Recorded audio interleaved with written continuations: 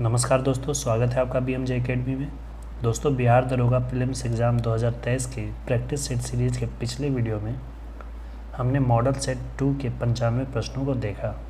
बाकी के 5 प्रश्न जो गणित के हैं उन्हें आज के इस वीडियो में देखेंगे। गणित के सभी प्रश्नों को मैंने आसान भाषा में समझाने का प्रयास किया है ताकि जिन दोस्तों को गणित में समस्या होती है, जो गणित में कमज़ोर हैं, वो भी इन वीडियो से सीख सकें।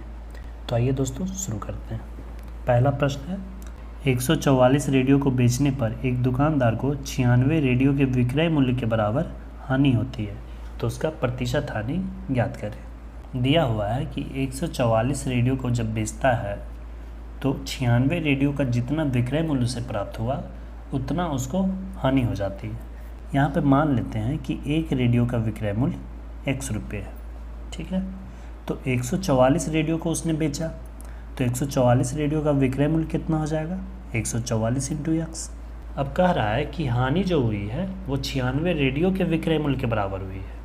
96 रेडियो के विक्रय मूल्य के बराबर हानि हुई है, तो 96 रेडियो का विक्रय मूल्य कितना होगा? एक रेडियो का विक्रय मूल्य x रुपया, तो 96 रेडियो का विक्रय मूल्य 96 x रुपया। 96 x रुपये की हानि हो गई है। और विक्रय मूल्य कितना है टोटल? कुल विक्रय मूल्य है 144 x रुपये और हानि हुई है 96 x रुपये।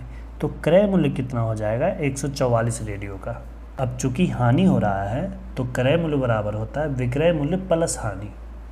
तो विक्रय मूल्य यहाँ पर कितना है 144 x और हानि कितनी हुई है 96 x।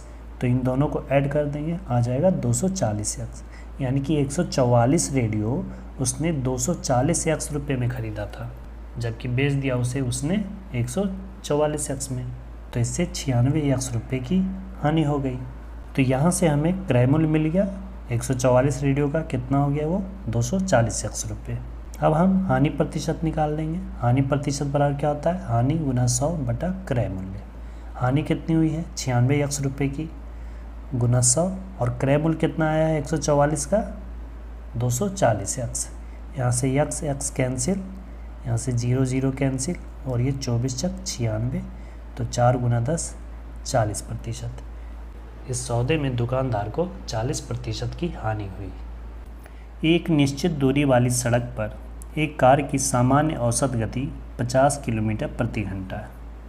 एक विशेष दिन औसत गति सामान्य औसत गति से 1/10 कम थी, जिसके परिणाम स्वरूप यात्रा समाप्त करने में 18 मिनट अधिक समय लगा।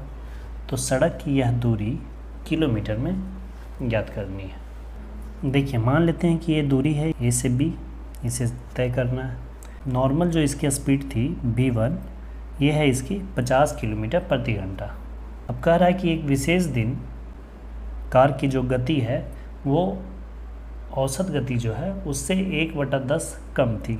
तो V2 कितना हो जाएगा? 50 में कह रहा है कि कम थी, तो 50 में घटाएंगे, और कितना घटाएंगे 1/10। तो 50 का 1/10, ये 10 बचे 50 हो जाएगा 45 किलोमीटर प्रति घंटा। यानी कि सामान्य स्थिति में उसकी चाल थी 50 किलोमीटर प्रति घंटा और एक विशेष दिन उसकी गति थी 45 किलोमीटर प्रति घंटा। दूरी तो बराबर ही है, चाहे 50 किलोमीटर प्रति घंटा के स्पीड से चले या 45 किलोमीटर प्रति घंटा की स्पीड से चले, उसे दूरी तो A से B तक ही तय करनी है। दूरी तो हमेशा समान ही रहेगा, लेकिन समय परिवर्तन हो जाएगा।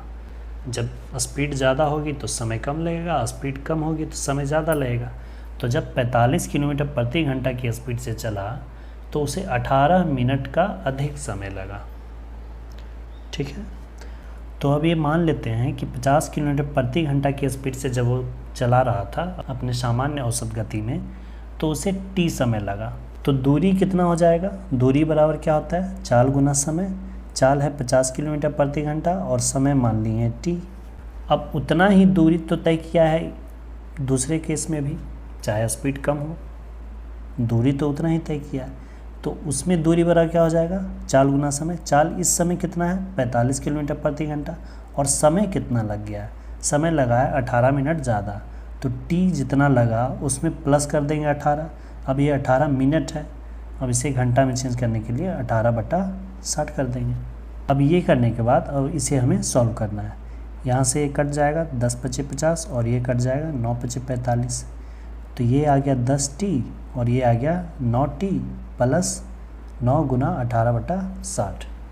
अब ये जो 9t है इधर आके माइनस हो जाएगा, 10t माइनस 9t बराबर t, बराबर कितना हो गया 9 गुना 18/60। ये आ गया समय। दूरी बराबर क्या होता है, चाल गुने समय। चाल कितना था 50 किलोमीटर प्रति घंटा और समय कितना आ गया 9 गुने 18/60। अब इसे हम सॉल्व कर देंगे, 1 0 कैंसिल, ये 6 तिया 18, 9 पचे 45, 45 तिया 135 किलोमीटर। तो इसका उत्तर हो गया 135 किलोमीटर। आइए अगला देखते हैं। एक खाद्य खुदरा श्रृंखला की बिक्री का 30% भाग डेयरी उत्पाद है और शेष ताज़े उत्पाद हैं। यदि श्रृंखला में प्रत्येक माह लगभग 50,000 रुपये की बिक्री होती है तो डेयरी उत्पादों की बिक्री राशि क्या होगी। ये तो बिल्कुल ही सिंपल है। 50,000 का कुल बिक्री हुआ, ठीक है, 50,000 का बिक्री कुल हुआ, इसमें से 30% डेयरी उत्पाद हैं। तो 30% गुना 30/100, 0 0 0 0 कैंसिल, 5 तिया 15 और फिर 3 0, 15,000 रुपये। यही उत्तर हो जाएगा। यही तो पूछ रहा है कि डेयरी उत्पादों की बिक्री राशि क्या है। तो 50,000 का 30%, ये आ गया 15,000। आइए अगला देखते हैं, क्वेश्चन नंबर 32। अब से 3 साल बाद पन्ना की आयु यूजीन की आयु के 3 गुने से 4 वर्ष कम होगी। उनकी वर्तमान आयु का योग 54 वर्ष है। तो पन्ना की वर्तमान आयु ज्ञात करें। देखिए इसे दो तरीके से बना सकते हैं, एक चर वाले रैखिक समीकरण से भी बन जाएगा और दो चर वाले रैखिक समीकरण से भी इसे बना सकते हैं। मान लेते हैं कि पन्ना की वर्तमान आयु है p और यूजीन की वर्तमान आयु है y।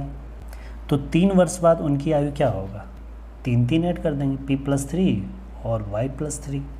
तो प्रश्न से कि 3 वर्ष बाद पन्ना की आयु p + 3 होगी और यूजीन की आयु y + 3 होगी, ठीक है। तो 3 वर्ष बाद पन्ना की जो आयु है वो यूजीन की आयु के 3 गुना से 4 कम है। अब इसे बस सॉल्व कर लेना है, शॉर्टेस्ट वैल्यू तक लेते आना है। p + 3 ही रहने देंगे इधर, ये 3y और 3 3 जा 9 हो जाएगा, -4। 3y को वेरिएबल्स को एक साइड कर लेंगे, p -3y हो जाएगा और कांस्टेंट को एक साइड कर लेंगे। 9 में से 4 गया 5 और 3 इधर आकर फिर माइनस होगा तो 2। इसे मान लिए इक्वेशन फर्स्ट। और फिर कह रहा है प्रश्न से कि दोनों की जो वर्तमान आयु है वो 54 वर्ष है। तो वर्तमान आयु कितना माने थे, p और y। तो p + y बराबर कितना है, 54 वर्ष। ये हो गया इक्वेशन 2। अब इन्हीं दोनों इक्वेशन के मदद से p और y का वैल्यू आ जाएगा। पहला इक्वेशन क्या है, p - 3y = 2 और दूसरा है p + y = 54। तो सब्ट्रैक्ट कर देंगे इक्वेशन को, तो p और p कैंसिल हो जाएगा। यहाँ -3y -y तो बराबर -4y हो जाएगा और ये 2 में से 54 जाएगा तो -52, माइनस कैंसिल हो जाएगा। तो y बराबर 13 × 52। y का वैल्यू यानी कि यूजीन की वर्तमान आयु आ गई 13 वर्ष। अब दोनों की आयु जोड़कर है 54 वर्ष, तो पन्ना की आयु क्या हो जाएगा, 54 - 13 कर देंगे, यूजीन की आयु घटा देंगे तो आ जाएगा 41 वर्ष। यही 41 वर्ष पन्ना की वर्तमान आयु हो जाएगी। पन्ना की वर्तमान आयु हो जाएगी 41 वर्ष। अगला है 64। 4.5% वार्षिक साधारण ब्याज की दर से 4,600 रुपये पर 5 वर्षों में कितना ब्याज मिलेगा। बिल्कुल ही आसान प्रश्न है।